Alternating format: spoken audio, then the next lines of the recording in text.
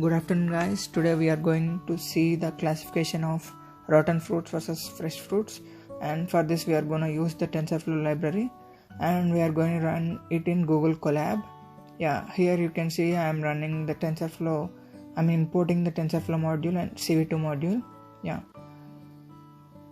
Okay. Now I'm going to change my directory into Google Drive where my original files of this fruit classification were there. And you can see that Google Drive, my drive fruits. Here all the data of my classification module were there. I'm going to change my directory to there so that I can access them easily. And I am now setting my location with the data directory as data set and where my test files were located. And for this tutorial I'm going to just use fresh banana and rotten bananas. And this is how we are preparing our image path. We are reshaping our image to 50 by 50 and we are using CV2 for this, and we are returning the reshaped array or image. We are also using Matplotlib to show them. And model, here is our trained model. I am importing that using Keras, and I have stored that model using TensorFlow in the previous tutorial. I will come to this part later. This is where we are predicting our own model, own images, where we'll be testing on 1 to 3 images, etc.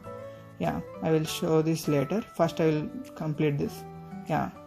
Here we will be preparing our test dataset using CV2 and OS library. But what I have done is already I have stored it of image 50 by 50 size, and I have stored it using Pickle. This ATXNS is not my Pickle. I used TX Pickle before, and also TY for outputs and TX for inputs. I have stored them. You can see here. This is the TX one, and TY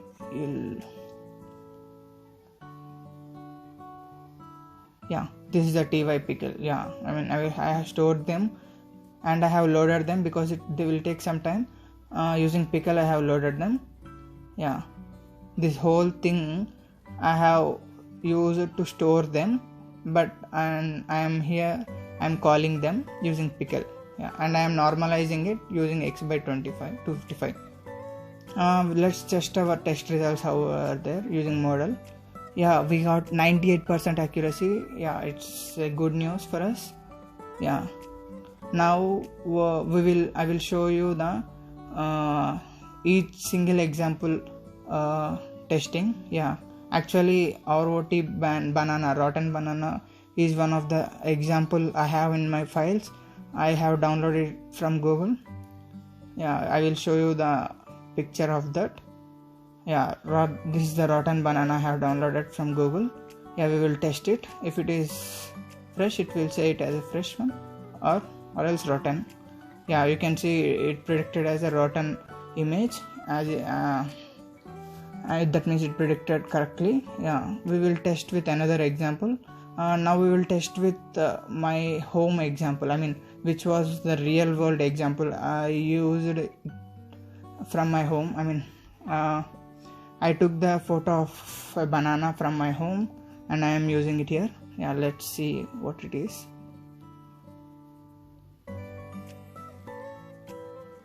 This is a very large one. Wait, you can see this.